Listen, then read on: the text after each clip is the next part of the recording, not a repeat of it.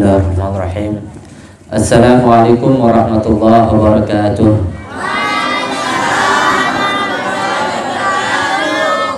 Masya Allah, seger selaput niki, sampun bekelor nggih. Alhamdulillah. Cuman bapak mesti ngadok bapak-bapak niki. Mbe sahibul bait pian kupi juluk niki agar seger. Nggih, alhamdulillah. Alhamdulillahirabbil alamin wa bihi nasta'in ala umur dunya wa din wa sallallahu wasallam ala sayyidina Muhammadin khataman nabiyyin wa ala alihi washabbihi ajma'in.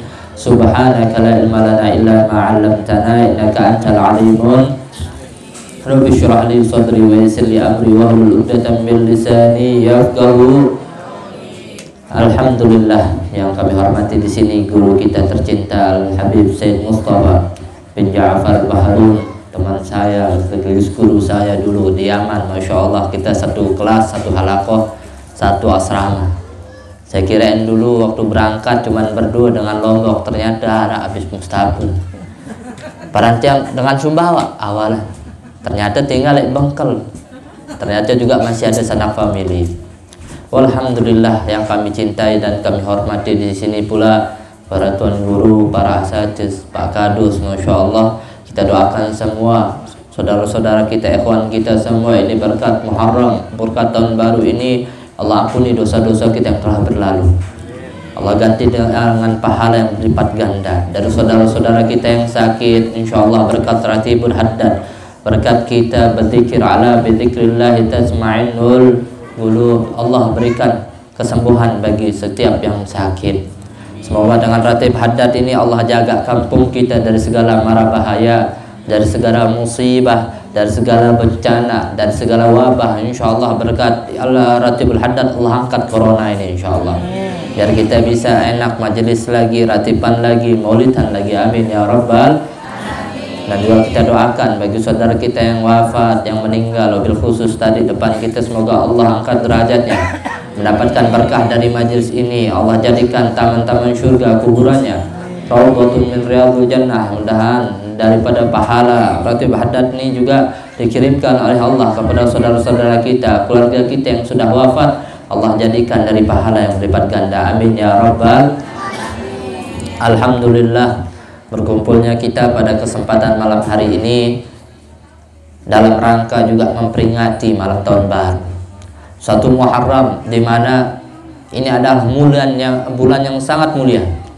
Di dalam Islam itu ada 4 bulan yang dimuliakan oleh Allah Subhanahu wa taala. Yang pertama namanya Dzulqa'dah.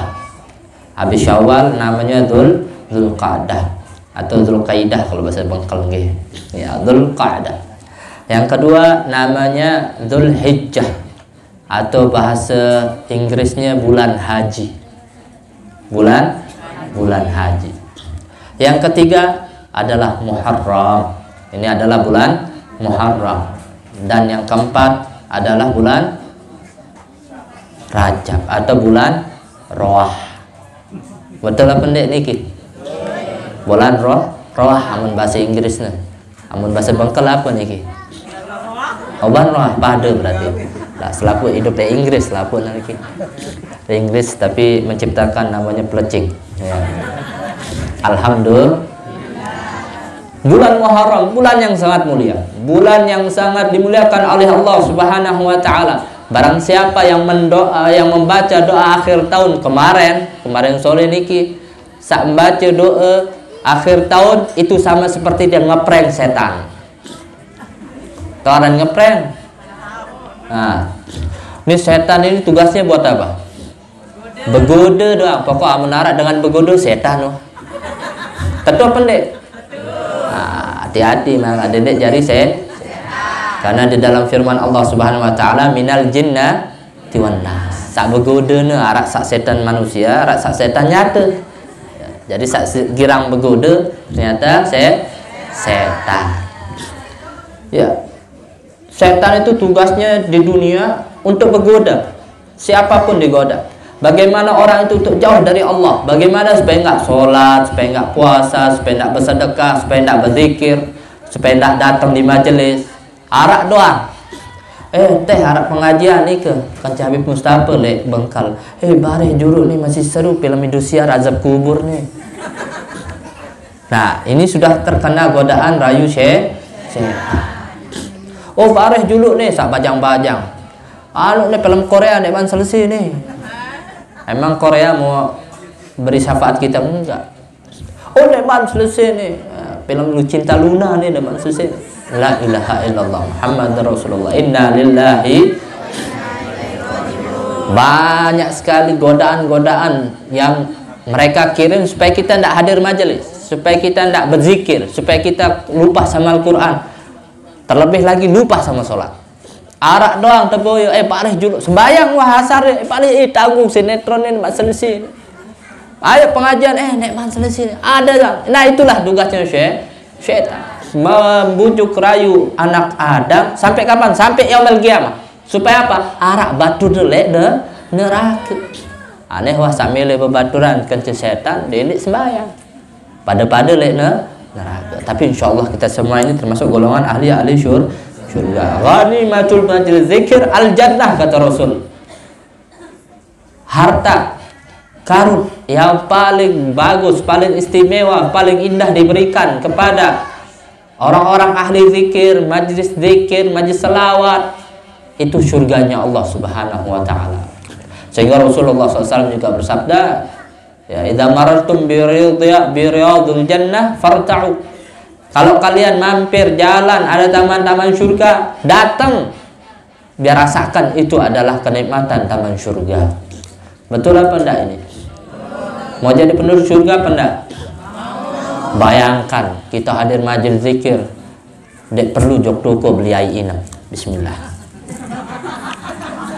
Datang mesa ai inem, betul apa enggak? Di surga bareng mana? Bedak datang ai. Mau air apa? Air jus, boba, nutrisari, apa Malik? Selapu di situ cuman ada 3 pilihan. Susu, madu, milih madu dan khamr. Susunya putih, nikmat. Kalau orang minum tambah nikmat. Madunya manis, tapi tak sepahit di madu. Nah, B hubungannya sama madu. Maksudnya madu yang diminum ini ya, bukan madu yang asli. Kalau madu asli itu piring terbang, nampan terbang, selaput terbang, jauh. Amun aja madu asli, ya madu yang manis. Ya. Semua orang kok tidak mau di madu, tapi diracun mau, susah. Mudahan istri saya tidak dengar. Sallallahu alaihi Nabi Muhammad. Madu manis. Madu di dunia aja kan obat, betul apa tidak? Menyehatkan badan, meningkatkan imunitas, promo madu arahnya aja.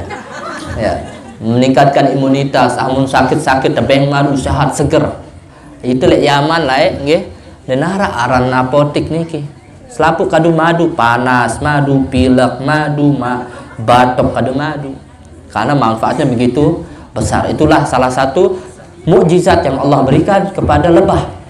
Lebah nih kocet, kode peker. Ya kan, coba bisa menghasilkan khasiat yang begitu istimewa. Itulah madu. Zaman Rasulullah senang makan madu. Kemudian Allah ciptakan khamar. Dia tuak leding ya, khamar. Bukan seperti khamar-khamar di dunia. Kalau khamar-khamar di dunia ini memabukkan. Tuak ledi, berang apa ranono. Ya, iya, topi kopiah miring, kopiah saltu, kopiah selaput. Ini membuat orang mabuk, membuat orang jogang, membuat orang stres.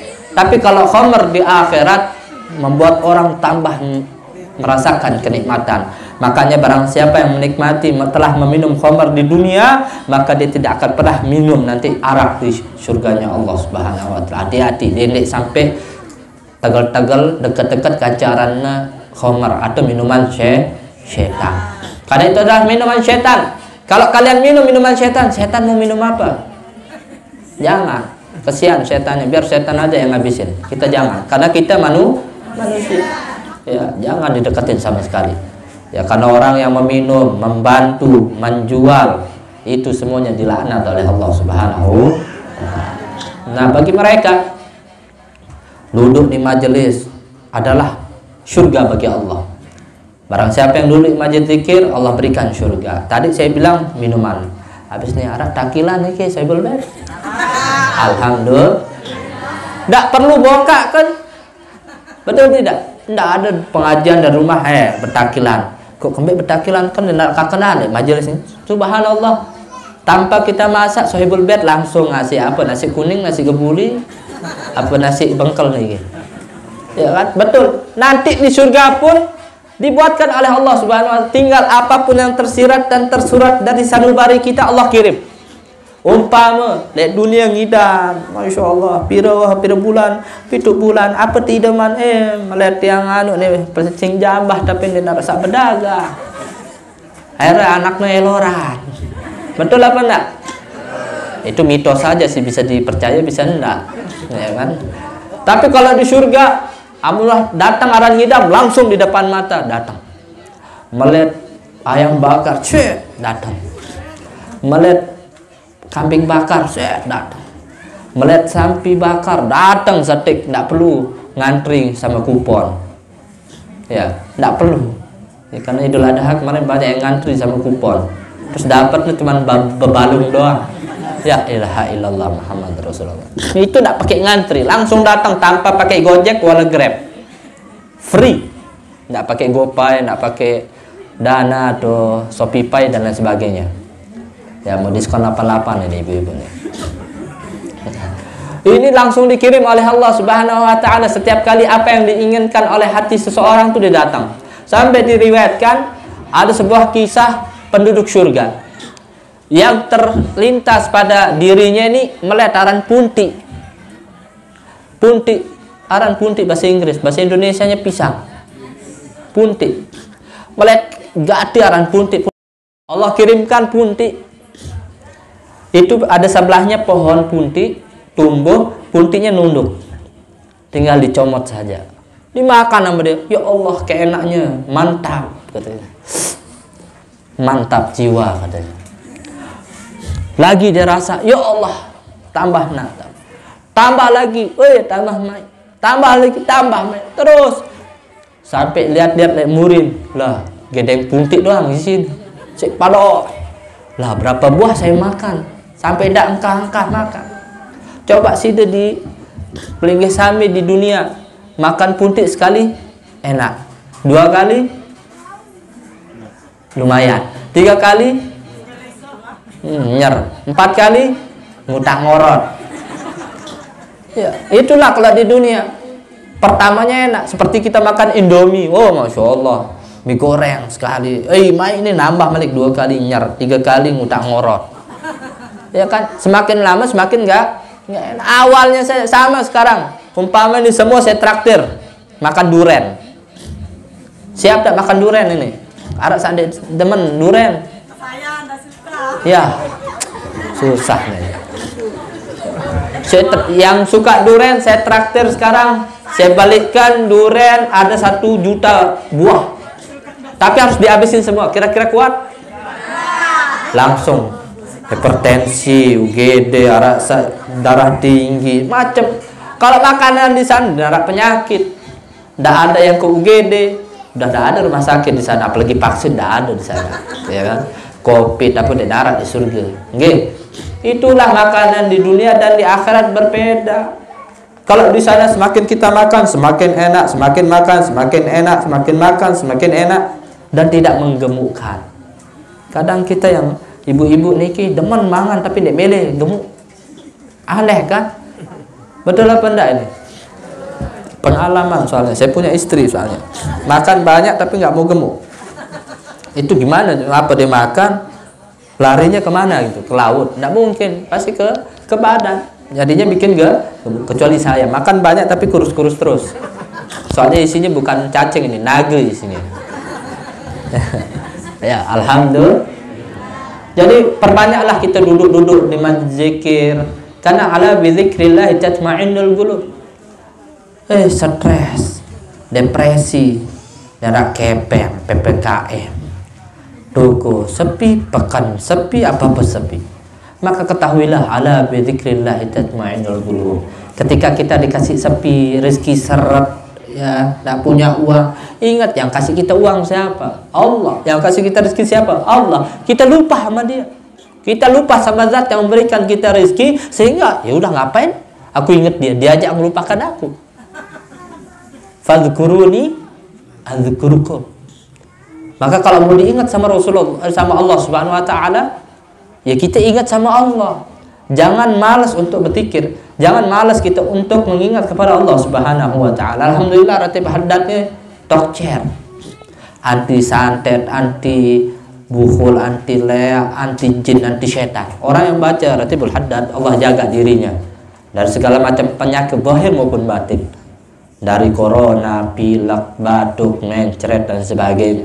Apalagi yang gaib-gaib, kelapesan, ketemu macam, itu karena dia tidak pernah berzikir sama Allah. Kalau dia sering baca, Allah jaga dirinya, Allah jaga rumahnya dari kebakaran, dari gempa bumi dan sebagainya. Alhamdulillah, ini ratib haddad disusun oleh Imam Abdullah bin Al-Haddad dalam kitab Al-Azkar Imam Nawawi yang diambil dinukil dari hadis Nabi SAW. Jadi tidak arah-arahnya bid'ah. Dilarang karena ini dari Rasulullah SAW. Kembali ke laptop.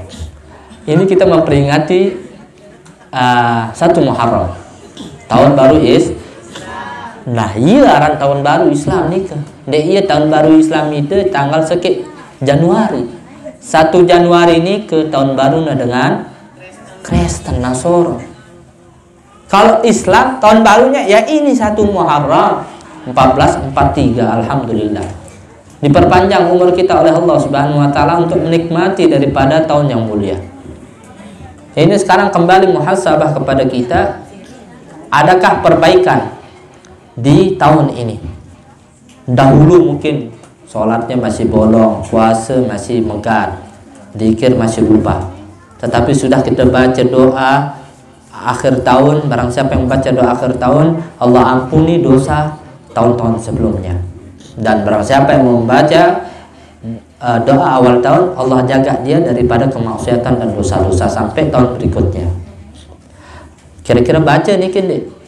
Rubin para baca Dek? Alhamdulillah. Itu dibaca. Akhirnya syaitan tadi kita prank gara-gara baca tadi yang namanya doa akhir tahun. Mereka apa? Sedih, stres, dia jogang setan nih ke kebe selama setahun dah lelah goda anak Adam nih ke supaya dia tidak sholat, supaya dia tidak zikir, supaya dia nggak puasa, supaya dia tidak bersedekah. Baca doa akhir tahun, Allah gugurkan semua dosa-dosanya. Niaran prank setan. Demen apa enggak? Jangan setan aja yang demen ketika lihat kita maksiat. Kita juga senang lihat setan sumpah, stres gara-gara dosa-dosa kita diampuni oleh Allah Subhanahu wa taala. Jadi bagi kita semua yang baca doa akhir tahun tadi, Allah hapusin dosa-dosa kita. Sehingga setan itu udah nangis-nangis begeluk gutik ya. Malah karena kocet itu yang permen. Nyesel kembe. Wah, ku lelah. Tunah nih kanak. Ajahan dia bermaksiat, tajah berdosa, tajah tinggalan sembahyang. Baca doa akhir tahun, tapusan dosa oleh Allah Subhanahu wa taala. Harus semangat lagi nih, harus gaspol nih balik. Semangat lagi nih setan ya. Kita semangat lagi untuk ngeprank dia supaya kita tidak terjerumus di dalam berlaku maksiat atau dosa kepada Allah Subhanahu wa taala. 1 Muharram ini kisah di mana keteguhan Rasulullah SAW di dalam menyebarkan agama Islam, keimanan beliau kepada Allah, dan bagaimana kerisauan beliau terhadap umat Nabi SAW. Diriwayatkan beliau hijrah. Ketika itu hari Kamis, beliau hijrah dari kota Makkah menuju kota Madinah. Dikisahkan ketika itu Rasulullah SAW dengan teguhnya, dengan semangatnya menyebarkan agama Allah, sehingga para kafir Quraisy sangat terbebani, mereka sangat terganggu dengan dakwahnya Nabi SAW. Tak apa-apaan, arak doang solusi Nabi. Gimana pun susah untuk bagaimana mencelakakan Nabi SAW. Maka mereka bermusyawarah bagaimana untuk mengutus satu orang berjumpa dengan Nabi SAW untuk tawar-menawar, sehingga kafir Quraisy berjumpa dengan kakek beliau. berjumpa dengan paman beliau. Siapa nama pamannya? Abu Talib. Ditawarkan, wahai Abu Talib, tawarkan kepada keponakanmu, kalau dia ingin menjadi orang yang kaya, kami siap untuk memberikan semua harta kami untuk dia, untuk meniadakan dakwah Nabi, untuk menstop daripada dakwah Nabi. Seandainya dia ingin wanita paling cantik untuk dia nikahi, pilihlah di antara Bani Quraisy wanita-wanita yang paling cantik, kami akan nikahkan kepadanya. Kalaupun dia ingin menjadi seorang raja, kami siap membaiatnya untuk menjadi seorang raja, demi untuk meninggalkan daripada ajaran Nabi SAW, untuk meninggalkan perintah Allah Subhanahu wa Ta'ala. Memang di mana-mana godaan ora telu. Harta dan tahta jelek nggak apa-apa, salah. Harta, tahta, wanita. Ini agak berat memang. Harta berat, jabatan berat, wanita berat. Gemuk berarti. Di mana-mana semua ujian seorang laki-laki itu ada 3. Kalau tidak harta ya tahta, jabatan. Kalau tidak jabatan, wanita. Makanya jadilah seorang pria yang kebal dari harta, kebal dari jabatan, dan kebal untuk wanita. Ya, terserah sih. Kalau dia memang orang-orang yang dirahmati oleh Allah Subhanahu wa Ta'ala, silahkan. Tetapi kalau kita lemah, jangan coba-coba untuk menyicipi yang namanya 3 ini: harta, tahta, wanita. Ya. Maka berjumpalah paman Nabi SAW kepada Rasul. Dia panggil, ya Muhammad, telah datang kepadaku utusan Quraisy. Mereka menawarkan kepadamu, kalau engkau ingin kaya, mereka akan berikan kamu seluruh hartanya. Seandainya engkau ingin wanita paling cantik, engkau akan dinikahkan kepada wanita yang paling cantik yang kau inginkan di negeri ini. Seandainya engkau ingin menjadi seorang raja, pemimpin, maka mereka siap untuk menjadikan engkau pemimpin daripada mereka. Maka apa dikatakan Rasulullah kepada pamannya Abu Talib, "Lau wada'a syamas fil yamini wal gamal fi shimali ala an atruka hadzal amar la wallah." Dikatakan, ya pamanku, wahai pamanku, seandainya mereka meletakkan matahari di tangan kiriku, rembulan di tangan kananku untuk meninggalkan perkara ini, itu dakwah mengenalkan kepada Allah, niscaya semuanya aku tolak. Lah matahari jak tebeng Nabi, rembulan jak tebeng, tertolak no kancenan. Kenapa? Begitu besarnya perkara Islam ini, begitu besarnya perkara mengajak orang untuk menyembah kepada Allah Subhanahu wa Ta'ala. Terdengar kance kafir Quraisy tidak terima, kurang ajar, dicampaknya kan kita, ditolaknya semua. Ini sudah kehabisan pikiran. Maka buatlah namanya sidang MPR. Sidang MPR. Bertempat di Darun Nadwah. Tawaran Darun Nadwah nih ke? TK dan daerah TK nih. Di zaman Nabi, nama parlemennya itu namanya Darun Nadwah. Tempat sidangnya para pejabat-pejabat Quraisy. Darun Nadwah ini yang bangun adalah kakek Nabi SAW yang bernama Qusay, yang namanya Qusay. Abdullah Sayyiduna Muhammad bin Abdullah bin Abdul Muttalib bin Hashim Abdul Manaf bin Qusay, kakek Nabi yang ke-7, namanya Qusay. Dibangunlah di sana, ada rapat pejabat Quraisy untuk mencari solusi bagaimana supaya Muhammad ini binasa. Dan ketua MPR-nya tahu siapa namanya? Siapa namanya?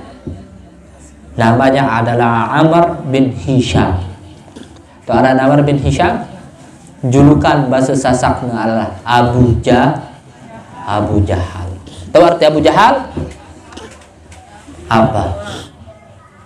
Abu artinya bapak, Jahal artinya bangok. Nah, bahasa Ampenan bangok, bahasa Bengkel apa? Bangak. Bapaknya bang. Amun narak dengan bodoh bangak, poh ya Abu Jahal, Abu Bangok. Kenapa kok dia bilang Abu Jahal? Ya, karena bodoh, tidak mau menerima hidayah dari Allah Subhanahu. Ya, kok bisa Abu Jahal jadi ketua? Berarti yang milih juga bodoh. Ya, padahal di situ mereka adalah pembesar-pembesar Quraisy. Mereka bodoh karena tidak mengikuti ajaran Nabi Shallallahu Alaihi Wasallam. Maka ketika itu dilanjutkanlah voting, bikin musyawarah. Coba silahkan. Bagaimana pendapat Anda solusi untuk Muhammad binasa? Ribut ini sidang MPR. Tapi di situ tidak ada yang tidur ketika sidang ya. Dan arak sak tidur. Amun itu jarak doang pejabat. Amun sidang tidur. Lah terpilih doang tidur. Ini enggak. Bangun semua. Memberikan voting, namanya di parlemen. Ya. Artinya tempat bersuara. Ya. Convention hall apa bahasa Sasak nih? Ya Beb, salah apa enggak? Convention hall apa? Tempat berkumpulnya semua pemuka di sana. Woi, ada yang coba gimana caranya supaya Muhammad ini binasa? Saya punya voting katanya. Saya punya saran. Bagaimana? Ya, coba. Bagaimana kayak Muhammad ini kita salib dia di Ka'bah, nggak usah kasih makan, kasih dia kering sampai dia mati. Maka dijawab oleh Abu Hakam, nggak bisa. Muhammad ini adalah orang yang karismatik. Dia punya pengikut banyak di luar sana. Seandainya dia tahu Muhammad begini kan, pasti mereka akan memerangi kita. Habis binasalah kita. Maka nggak bisa. Oh, ini saya punya voting begini. Bagaimana Muhammad ini kita usir, kita tinggalkan di sana sendirian. Kita asingkan dia. Maka dijawab, oh nggak bisa. Dia juga pengikut banyak. Ketika dia diasingki, nanti pengikutnya banyak, dia bisa serbu kita semua. Habis binasa. Maka tidak ada kesepakatan semua. Merenung. Ya sudah, kita break dulu. Break dulu. Mabuk-mabuk dulu kan. Habis itu lagi voting. Bingung dia, ya Allah apa nih? Ya pakai ya Allah, nggak mungkin pakai Allah ya. Bingung ya, apa ya solusi supaya Muhammad ini binasa. Akhirnya datanglah yang namanya iblis, syaitan. Pokok menara akal-akalan saat maksiat setan dong, ngepe akalan. Datang. Tersepe Abu Jahal kan setan. Gini caranya. Kalian kumpulkan semua pemuda-pemuda dari semua suku. Kalau satu saja yang membunuh, maka suku tersebut akan habis dengan suku-suku yang lain. Kalau kita berjamaah semua dari suku ini, suku ini, suku ini, suku ini serentak membunuh Muhammad, maka Bani Hashim tidak akan bisa menuntut atas pembunuhan daripada Nabi Muhammad. Maka ini ide cemerlang. Makanya namanya ide cemerlang. Sepakat ya untuk Nabi Muhammad dibunuh beramai-ramai. Ya. Makanya ini keputusan. Makanya kalau mau nggak ditangkap korupsi berjamaah. Jadinya nggak ditangkap. Tapi kalau korupsinya sendiri ditangkap. Tapi jangan diikutin. Ini adalah bisikan syaitan. Jadinya dia pingin bagaimana membunuh Nabi berjamaah. Ya.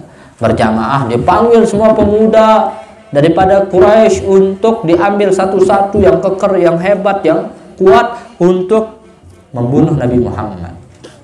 Tepatlah ketika itu hari Kamis, sepakat sampai sore sidang ini saya tutup. Tok tok tok. Ya, malam Jumat, tepatnya ketika itu mereka sudah atur strategi untuk membunuh Nabi Muhammad di rumahnya Nabi Muhammad. Terbanglah malaikat Jibril turun ke muka bumi untuk berjumpa dengan Nabi Muhammad sallallahu alaihi wasallam. Wahai assalamu alayka ayuhan nabi. Selamat kesejahteraan bagimu wahai Nabi Muhammad.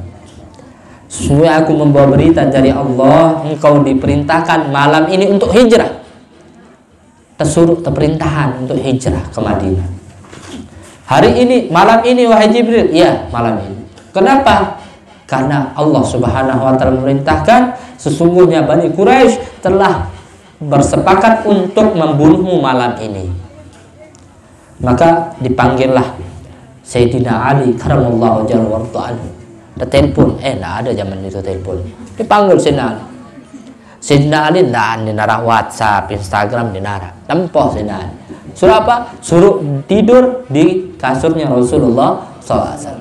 Berselimutkan selimutnya Rasulullah. Waktu itu warna hijau, terbuat dari Yaman, dari sutra. dari kain yang begitu lembut.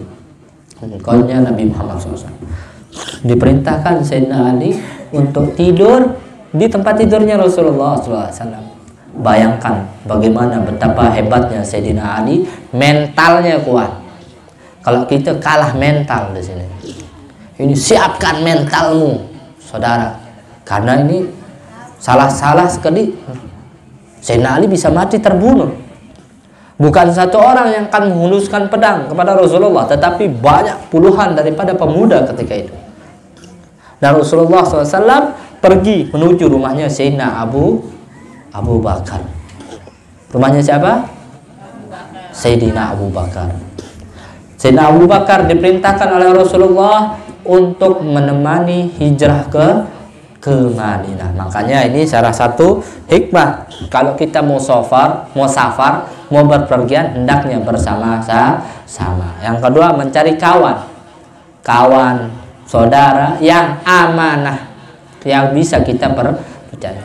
Seseorang itu akan kelihatan aslinya, wujud aslinya seseorang itu bisa ketahuan ketika kita safar sama dia, ketika berpergian sama dia.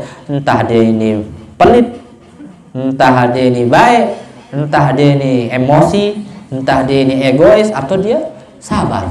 Kelihatan ketika kita berpergian sama dia. Kadang, Masya Allah nih, Masya Allah, ketika kita ajak mangan, jok-jok warung, dia berbahaya. Sewa hotel, dia berbahaya. Itu siapa cok, ya kan? Biasanya. Jadi kita mengetahui sahabat sejati itu ajak dia safar. Kalau dia ini baik, saya aja yang bayarin, berarti top dia. Tapi jangan pelit juga kita yang ngajak. Ya, sadar dirilah. Bismillah, minum dulu nggih, bedah itu nih.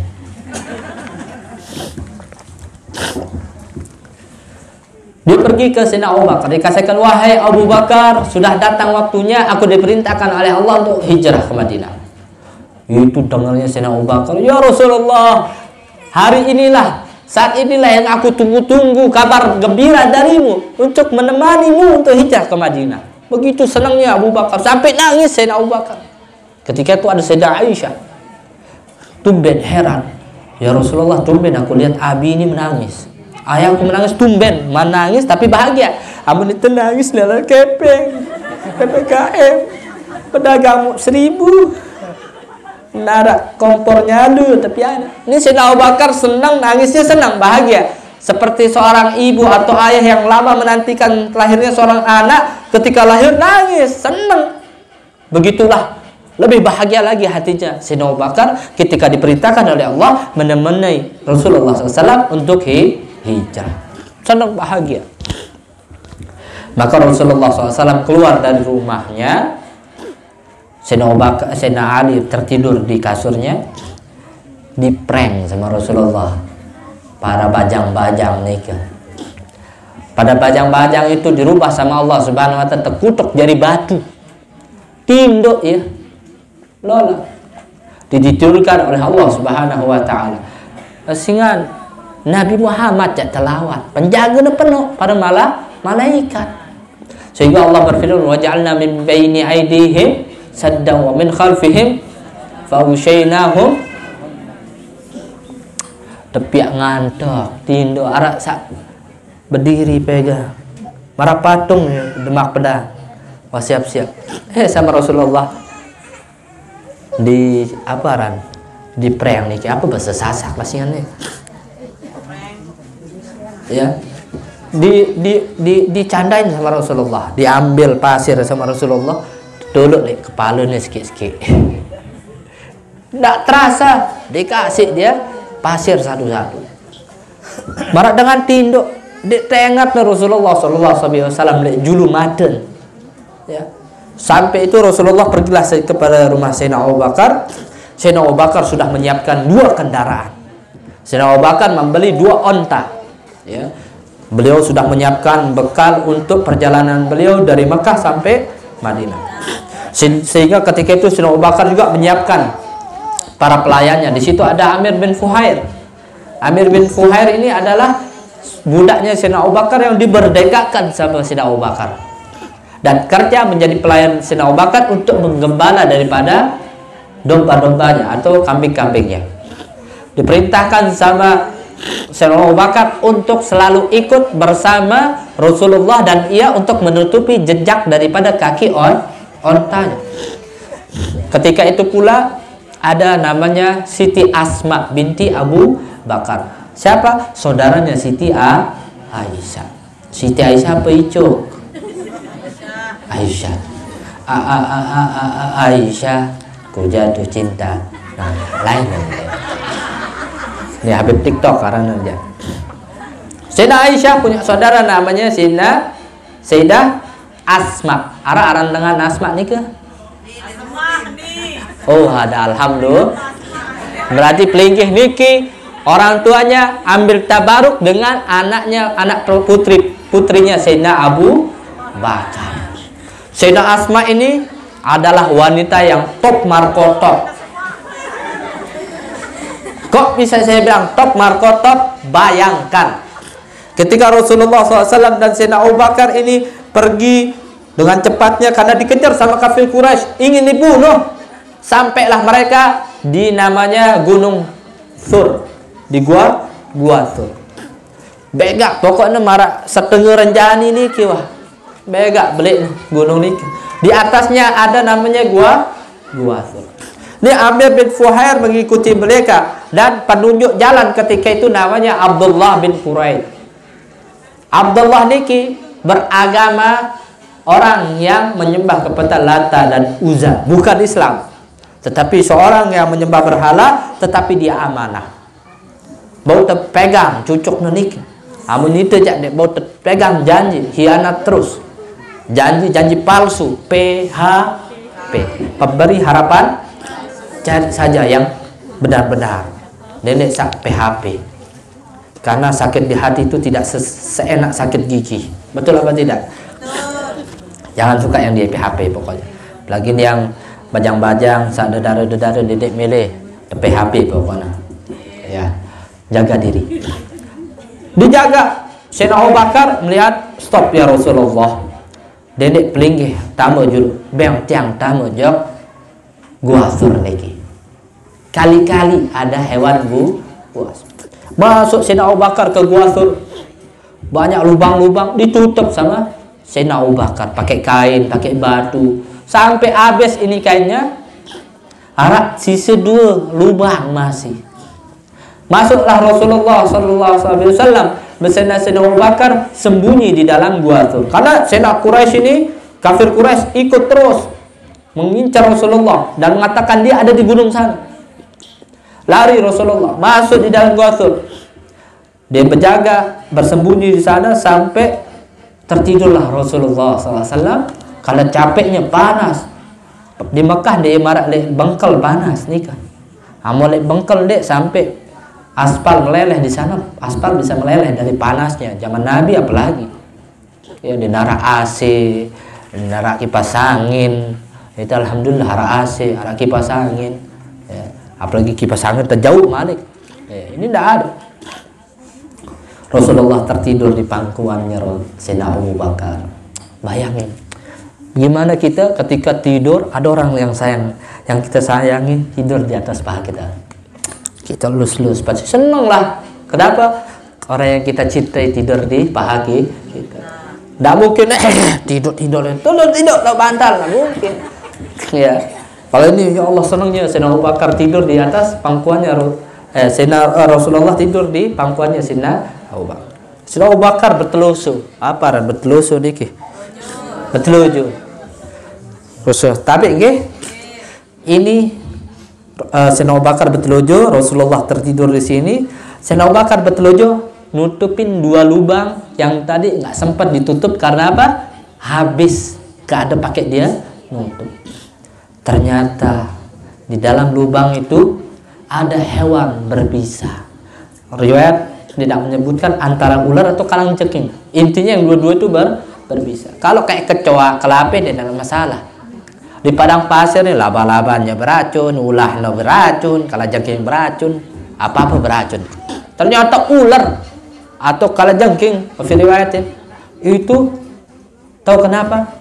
Ketutup sama kakinya Sayyidina Abu Bakar. Mereka kesal. Kenapa harus ditutup?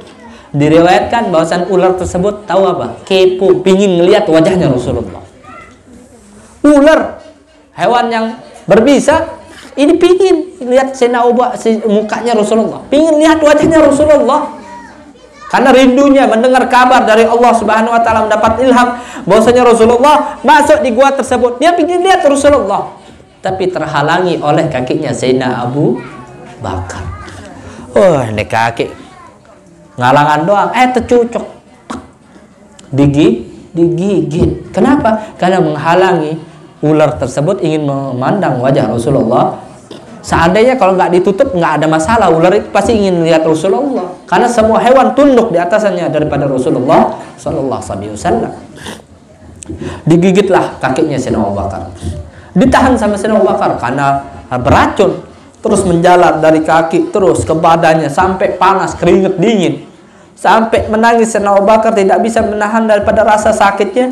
Neteslah air mata Sayyidina Abu Bakar tepat jatuh di wajah mulianya Rasulullah Sallallahu Alaihi Wasallam. Bangun Rasulullah. Ya Abu Bakar, apa yang terjadi? Apa harap nih? Nggih Rasulullah, nih kaki tiang sakit. Kok bisa? Coba lihat. Oh, disangat ular. Sampai ular itu keluar tiwuk wataknya sugul. Oh, ini arah Rasulullah, ya Allah. Kegagal. Akhirnya masuk lagi ular. Tapi Sayyidina Abu Bakar kedinginan, arah racun. Ya kan, kedinginan. Sama Rasulullah dilihat. Mana kakinya? Dilihat sama Rasulullah, diludahi oleh ludah mulianya Rasulullah SAW. Sehingga ketika itu kata Rasulullah, aku tidak pernah merasakan kesakitan apapun setelah itu. Sehat langsung karena ludah Rasulullah Sallallahu Alaihi Wasallam mulia menjadi obat. Amun tisu itu aja susah, ekek jarin. Benar sambil tertisu. Kalau walet jak berkepeng, ya ludah walet mahal. Ludah itu. Tapi yang udah dek mele, kadang terkiloan.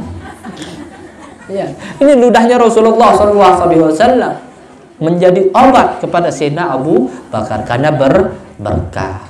Makanya kalau ada dzurriyyah Nabi SAW mau maksiat atau ahli taat, kita husnuzon aja. Karena darahnya itu mengalir darahnya Rasulullah. Minta doa husnuzon. Mungkin dari doanya itu Allah angkat daripada segala penyakit. Ya, sambil itu kita ikhtiar. Itu darah ludahnya Rasulullah SAW. Masya Allah, sehat langsung Sayyidina Abu Bakar.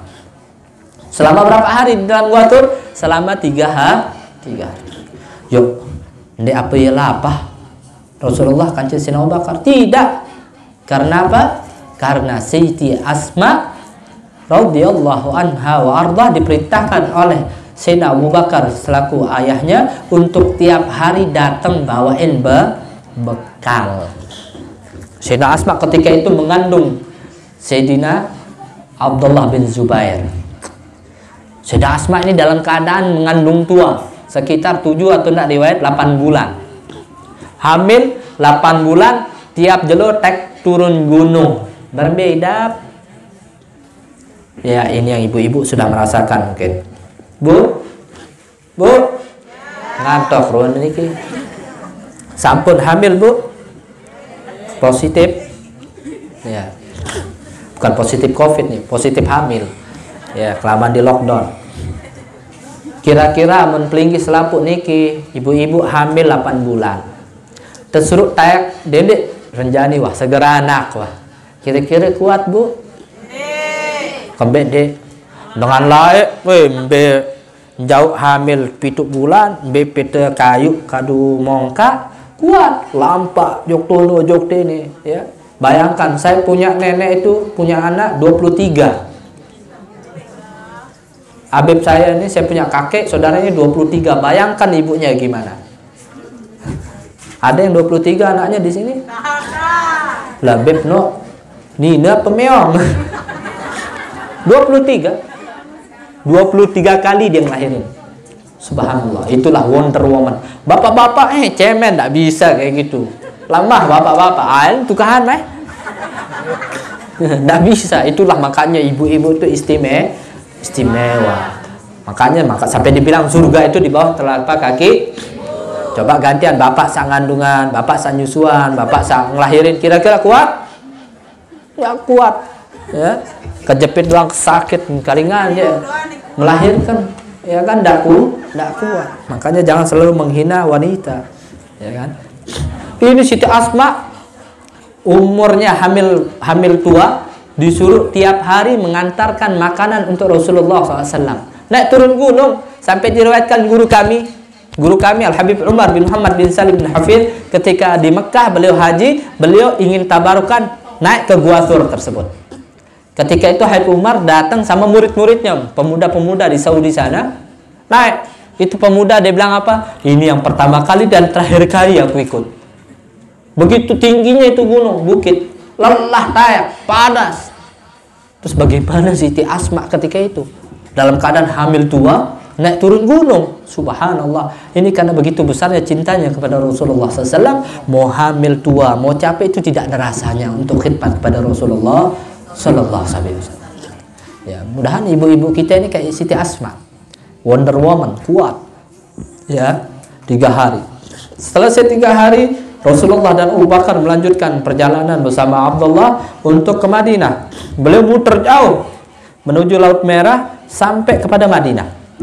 Ketika itu Bani Quraisy, kafir Quraisy membuat yang namanya sayembara. Barang siapa yang bisa membawa Muhammad mati ataupun hidup, dia akan mendapatkan 100 ekor onta. Ketika ini onta harganya ada yang 40 juta, 30 juta kali 100. Berapa jadinya? Kalau 30 juta kali 100 berapa? 3 miliar. 3 miliar nih kalau dibagiin di sini enak ya.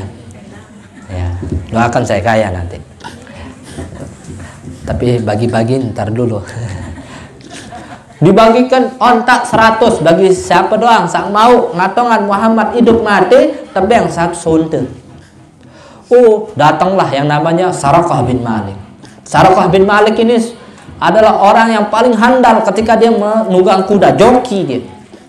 Hebat dia ketika menunggang kudanya, dan dia memiliki ilmu yang cerdas di dalam mengetahui di mana membaca jejak kaki. Pada Rasulullah SAW, jejak ontanya ini ditutupin sama jejak-jejak bembe yang dibawa sama Amir bin Fuhair. Tapi karena cerdasnya Sarakah bin Malik, dia tahu di mana Rasulullah. Karena maruknya sama harta, pokok harus kumau doang Muhammad nih, 1 sunte nih, banyak, 3M besar. Dia kejar sampai dia lihat Rasulullah SAW. Ketika itu Allah kirim pasukan, kaki kudanya ditelan sama bumi, terbanglah yang namanya Sarakah bin Malik, kelek, jatuh, ngerupuk ya. Tapi untung di pasir. Coba ngerupuk di aspal, tidak aspal, tapi untungnya di pasir. Diangkat kudanya, dibangun lagi, pacu lagi kudanya sampai dapat Nabi Muhammad. Ditelan lagi kakinya, kerupuk lagi, jatuh lagi terguri-guri. Diangkat lagi, dikejar sampai hampir dekat dengan Rasulullah. Masuk dua-dua tamu. Sarakah bin Malik tamu, jarangnya tamu, dek bau subul. Sampai dia katakan, ya Muhammad, ampun, tolong saya. Kalau kau menolongku, demi Allah, aku nggak lagi ganggu kamu. Maka didoakan oleh Rasulullah SAW, keluar. Baru keluar mau bunuh Rasulullah lagi. Amun itu jak gorok doang, kanaknya 3 kali ya khianat. Bok-bok doang, blok wahnu. 3 kali dia khianat sama Nabi. Untung Nabi sabar, tak kayak kita. Ya, Nabi sabar. Akhirnya ditelan lagi sama bumi. Main-main, ini Nabi Muhammad, kekasih Allah, nggak mungkin dia bisa mencelakakan Rasulullah SAW. Akhirnya dia bikin perjanjian. Ya Rasulullah, demi Allah, engkau adalah utusan Allah, engkau adalah Nabi, sehingga Allah jaga engkau, Tuhanmu jaga engkau. Kau bebaskan aku, engkau demi Allah tidak akan aku sakiti. Tetapi maka ditanya oleh Rasulullah, apa perjanjian kita supaya kau tidak khianat lagi? Maka Sarakah mengatakan, tuliskan aku selembar surat dari perjanjian kita supaya aku kelak engkau jamin. Maka sama Rasulullah dituliskan, wahai Suraqah bin Malik, kelak engkau akan menggunakan pakaian, jubah, gelang, mahkota dari Kisra. Ketika itu zaman kerajaan, mahkota Kisra, gelang ini yang pakai satu raja doang, yang menguasai dunia, dan tidak dipakai oleh siapapun kecuali dia. Suraqah ini agak percaya apa enggak, tetapi dia yakin itu utusan Allah, dia dapat. Oke, dituliskan di dalam tulang, dia pakai tulang oleh Sayyidina Abu Bakar, dia pakai, dia balik. Dia balik Suraqah bin Malik, Rasulullah SAW bersama Abu Bakar melanjutkan perjalanannya. Suraqah ini ketemu dengan para kafir Quraisy, diusir sama kafir Quraisy. Hei kafir Quraisy, aku sudah dari sana, aku tidak berjumpa dengan Muhammad, dia sudah lolos. Sudah kau balik kata. Maka karena Suraqah bin Malik ini ditahu pintar, melacak orang tuh pintar, lebih pintar dari Google Map. Ya, kalau kita Google Map sering dikasih kesasar, selong-selong, nih bangkat deh itu nih, ya kan, tersesat kita ditunjukin sama Google Map nih. Ini tidak pintar, cerdas ya. Balik sudah, Muhammad nggak ada di sini, maka baliklah. Stres ini para kafir Quraisy tidak menemukan Rasulullah SAW. Sampailah Rasulullah SAW dekat Masjid Quba. Beliau mendirikan Masjid Quba di sana dan melaksanakan salat Jumat pertama kali di sana. Sampailah Rasulullah dekat Madinah. Itu tahu para Bani Khazraj, Bani Madinah, Yathrib ketika itu berkumpul anak, perempuan, laki, kecil, besar, menunggu Rasulullah hadir. Nunggu Rasulullah datang. Ada yang naik di atas pohon, ada yang menyiapkan. Ini Rasulullah mau datang di negeri kita, bagaimana takjubnya? Marah dengan bengkel niki kedatangan wali Allah. Kira-kira bagaimana bahagianya? Senang, semuanya menyiapkan, rumahnya dihias. Kenapa? Rasulullah mau hadir, mau datang ke negeri kita, mau hijrah ke negeri kita. Coba orang bengkel, umpama Rasulullah datang jok bengkel, kira-kira masih kekek, sampah di sana ini, kira-kira masih seperti itu? Tidak mungkin bulan Maulid doang. Biar kepeng sugul dengan bengkel ini siap, ini makan, potong sapi, potong manuk, potong. Bagaimana kalau Nabi betul yang datang ke bengkel? Pasti senang sekali kita, bahagia sekali. Bulannya aja datang begini, apalagi Nabinya yang datang. Nah itulah yang dirasakan oleh penduduk Madinah. Dia siapkan perempuannya cantik-cantik, dia bersolek, yang laki ganteng-ganteng, pada mandi, semua pakai wangian. Dia mau menyambut kedatangan Rasulullah SAW. Sampai satu melihat ada 2 onta menuju kota Madinah. Pas dilihat Rasulullah datang, semua anak, perempuan, laki keluar semua. Begitu bahagia. Sampai wanita-wanita tersebut membawa daripada rebana, menyanyikan qasidah mereka, Tala'al badru alaina min thani Qadha wajaba syukru alaina mada'a lillah. Bid'ah enggak ini?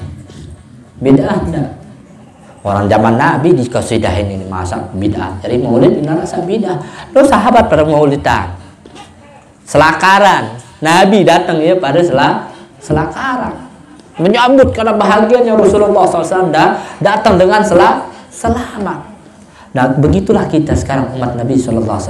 Selalulah bahagia ketika masuk di bulan hijrah. Ini mengenang bagaimana perjuangan Rasulullah, membawa iman beliau, mengajarkan Islam kepada penduduk kita semua tentang Islam. Seandainya Rasulullah wafat, mati, syahid ketika itu, maka dendek bengkal selaput lombok di negara Islam. Kenapa? Tertutuplah hidayah. Tetapi karena Allah jaga Rasulullah SAW, walaupun Rasulullah SAW tidak sampai ke kota Bengkel, ke desa Bengkel, Islam sudah masuk ke Bengkel. Berkat siapa? Berkat Nabi SAW. Dari hikmah di sini, marilah jadikan tahun baru Islam ini untuk kita mawas diri, memperbaiki diri. Yang tadinya hadir majelis kedi malas, ya dirubah semakin semangat lagi hadir. Yang malas zikir semakin semangat zikir. Yang malas sholat doang tambah sembayangnya lagi. Yang puasa bolong-bolong megap doang, berhentilah puasanya, ditingkatkan. Yang pelit medit mengkikit mati kejepit lah sampai lengkap. Mudahkan tangan kita untuk saling menolong sedekah. Yang susah ngeluarin zakat, keluarkan zakatnya. Supaya apa? Jadikan tahun baru ini lebih baik daripada tahun sebelumnya. Tahu orang yang beruntung itu siapa? Orang yang beruntung itu siapa? Orang yang panjang umurnya wa hasuna amalu. Orang yang panjang umurnya dan semakin baik kualitas ibadahnya. Orang yang rugi itu siapa? Orang yang pakpuk. Orang pakpuk hidup umur panjang, sembahyang dewa, maksiat jalan. Oke, dia tidak maksiat. Dia tidak maksiat. Tapi kurang ibadahnya. Tapi umurnya rugi, tidak digunakan untuk beribadah kepada Allah Subhanahu. Ada orang dengan dilaknat. Bukan merugi lagi, dilaknat, jauh dari rahmat Allah. Siapa? Mereka orang yang tidak memanfaatkan sisa umurnya untuk taat kepada Allah, bahkan dia habiskan untuk maksiat. Wah tak nginem la ilaha illallah Muhammad Rasulullah. Wah tak dek sembahyang. Dikiranya malaikat ini punya diskon 55 kayak Shopee. Dikiranya malaikat ini bisa disogok kayak pejabat. Tidak bisa disogok, la ilaha illallah. Tapi yang 1 miliar dek milih malaikat. Dia debat kecep yang apa itu aja. Pikir-pikir dulu. Malaikat dia mau tersogok. Ketika seorang mati, bekalnya habis, dia bau kirim gojek ngantar bekal. Harap bau kirim gojek bekal. Telepon WhatsApp dulu, wah le barzah nih. Kanak aku buat bekal barzah nih kiriman dulu. Paran pulsa apa kiriman. Dan ada wifi gratis le kuburan. Ya. Yang hanya bisa mengirimkan kita amal jariah adalah anak yang soleh. Jadi pihak anak-anak itu rajin sembahyang, rajin ngaji, rajin zikir. Mereka adalah investasi akhirat. Kita juga ini adalah anak-anak yang soleh. Gimana supaya kita ini hadir, duduk, majelis zikir, kita doakan orang-orang tua kita yang sudah wafat. Doa ini menjadikan pahala yang dikirimkan untuk mereka juga. Dan merugilah orang-orang yang sudah meninggal tapi tidak meninggalkan amal jariah, tidak meninggalkan anak yang soleh, bahkan meninggalkan anak yang toleh, anak yang durhaka, sehingga anaknya senang foya-foya di dunia, orang tuanya diazab di akhirat. Inna lillahi. Jangankan dia berlaku maksiat di dunia, anaknya perempuan keingatan sekik rambut saat minina nek kadu kudung satu selembar. Sahlai rambutnya dilihat sama yang bukan muhrim, itu bapaknya diazab sama Allah. Karingan dek berkudung sekek satu helai rambutnya dilihat sama yang bukan mahramnya, bukan suaminya, bukan saudaranya, orang lain, itu orang tuanya diazab oleh Allah. Bagaimana saat dek kudungan? Ya, sehingga ada qasidah dipukul di palu sehari-hari. Tapi palu nek marak lek dunia, namun palu dunia arak sak palu karet, arak sak besi, arak baju. Di sana palunya dari neraka. Jangankan kena sentuh, kena anginnya hancur. Kena angin, kelampesan doang, hancur badan, apalagi sak nyentuh. Inilah makanya bagaimana kita jadikan sisa-sisa waktu kita, sisa umur kita. Saya tanya orang Bengkel ini, ada yang mau hidup selamanya? Ya mungkin ada, ya ada yang mau hidupnya sampai 1000 tahun, ya 100 tahun wahta bongkok, gigi gue, no masih 70 tahun, tiang doang kalau udah sesekit gigi kirang kaling 17 nih apa 18, karingan sawah 80, siwak puluh, 100, perbe ruan namun 1000, bongkok, balik kasur, tinggal wah-wayan wah pokok. Ya kan, tinggal panggilan saya, panggilan alam nikmat. Ya, tidak ada, semuanya pasti akan mati. Yang kita bawa hanya Ken kapan? Mas-masan tertinggal, terebutan balik. Anak-anak nih. Tanah berhektar-hektar tertinggalan, ujung-ujung rebutan. Saling sumpah, saling apa macam, ada yang saling bunuh gara-gara rebutin harta warisan. Aneh saat rebut-rebutan harta warisan, temenin orang tuanya di kuburan kalau dia mau tak kira-kira. Sekarang sekalian saya gaji, kalau saya mati nanti temenin saya gaji satu orang sehari 1 miliar, kira-kira siap? Ada Hotman Paris atau pejabat presiden di milih nemenan itu di kuburan, karena yang hanya menemani kita adalah amal kita. Ya Allah rubah dia menjadi seorang sahabat, Allah jadikan dia seorang pemuda yang ganteng, yang gagah untuk menemani kita. Siapa mereka? Bacaan Al-Quran kita, bacaan zikir kita. Anak kita ada gagah berak, saya paling gagah. Ali Alando, saya Dul, itu siapa? Ali Ando. Nek milih temenan, nyinak bapak nek kubur. Malah dia asik-asikan, wah mau harta warisan nih, pilih mau 10 juta, aku 100. Apa bawa motor, aku mau mobil. Jadi rebutan. Tidak ada yang kawal, dia nak rasa milih temenan itu le kuburan, kecuali amal soleh, kecuali doa-doa anak soleh. Yang bacain kita yasinan, yang bacain kita Al-Quran. Kita alhamdulillah Habib Mustafa pimpin, kita doakan keluarga kita yang sudah meninggal akan diberikan pahala yang berlipat ganda. Nah itu dikirim sama Allah cash langsung, tanpa transfer, tanpa lewat bank, tanpa lewat WhatsApp, langsung Allah kasihkan. Jangan kita ini tidak bisa ngaji, tak bisa sholat, orang tua mati, ziarah kubur enggak, sekali-sekali ziarah kubur pas lebaran. Sampai lebaran metem, malah selak metem. Beli ngaji nek ku tahu ngaji. Iqra ndek wah karingan ke Al-Qur'an. Terus aku ujung-ujung baca HP, setel YouTube surat Yasin. Ndek maaf ge hina amat. Dia tahu ngaji nih YouTube sak ngaji bang Yasin. Emang Google yang mau kasih pahala? Enggak mungkin. Yang ada malaikatnya tambah ketawa. Kamu kira itu yang Tuhanmu Google apa? Tidak mungkin, masa YouTube sampai ngaji. Kita harus bisa ngaji. Alhamdulillah, tapi masyarakat Lombok ini sejak dini kita diajar ngaji.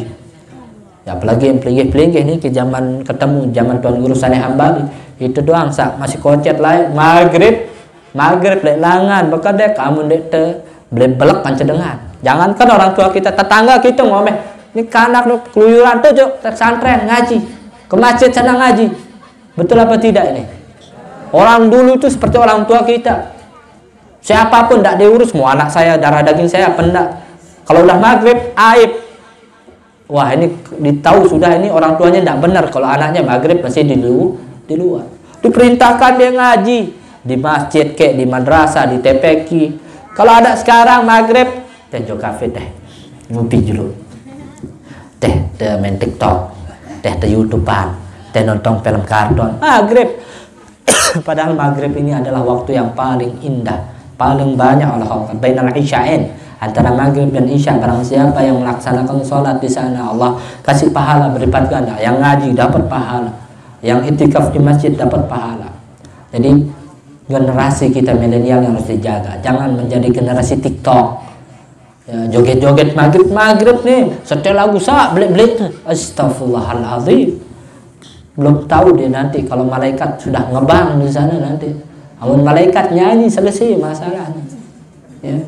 Nyanyi apa setelnya ada maghrib DJ nih. Oh mau dengar sangkakala tiup trompet malaikat selesai selaput bare. Itu ya. Kalau malaikat telah meniup trompetnya kira-kira selesai enggak? Hah? Siapa? Malaikat siapa yang tiup trompet? Nah, ini kurang pengajian tentang tauhid ini, Beb. Malaikat penyambut nyawa saya ran. Siapa namanya? Yang memberikan rezeki, yang menjaga pintu neraka, sopir. Di Arab malaikat aran sopir. Oh pacuan ya, malaikat dengan bangkal apa berembe nih? Malaikat Malik. Yang menjaga pintu surga, malaikat Ridwan. Harus hafal ini. Ya, masa kalah ke anak-anak kocet lihat TPQ. Malaikat yang membawa wahyu, Jibril. Malaikat membawa rezeki, Mikail. Malaikat penjaga surga, Ridwan. Neraka, Malik. Nyawa, penyambut nyawa, Israel. Yang mencatat amal, Rakib Atib. Batur tele kuburan, bukan Nakib. Yang meniup sangkakala, Israfil. Mau lihat malaikat Israfil main DJ? Selesai selapun terus. Makanya jangan sampai mereka itu malaikat Israfil tiup sangkakala tuntas bengkel beserta isinya. Jangankan bengkel sedunia, Bu.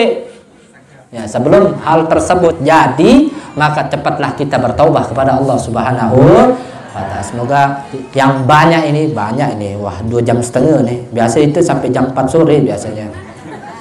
Tapi karena berhubung ini jam saya kebalik. Berhubung ada acara tempat lain lagi. Insya Allah yang banyak ini lama sebenarnya. Sampai ngantuk Beb yang dengar ini. Ya, kira-kira lanjut apa enggak nih ke? Pacuan sida nih ke. Betulan ini. Biar saya cancel acara saya. Lanjut. Sampai subuh siap. Sampai mana betul? Coba. Mat siapin motor, ada mau pulang. Ini tak kuat saya sebarang bekal, masya Allah. Dia tak tahan, saya tak tahan. Apa ni bangga ada soalnya dengan berkeluar lagi.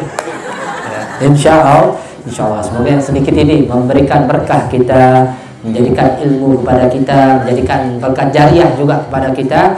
Setelah kita mati nanti insya Allah kita dikumpulkan bersama Rasulullah SAW fil firdausi ala ma'an nabiyyin wa siddiqin wa syuhada wa salihin wa amma jami' bi rahmati wa ridwan. Allah jama'na hadha jam'an marhuma wa tafarruqun ba'di tafarruqan ma'suma wa la tajal fina wa la minna wa la ma'ana syaqiyan wa la mahruma bi rahmatika ya arhamar rahimin wa ya ajul ajulin wa ya arhamar masakin. Wa sallallahu alaihi wasallam walhamdulillahi rabbil alamin bi sirril Fatihah.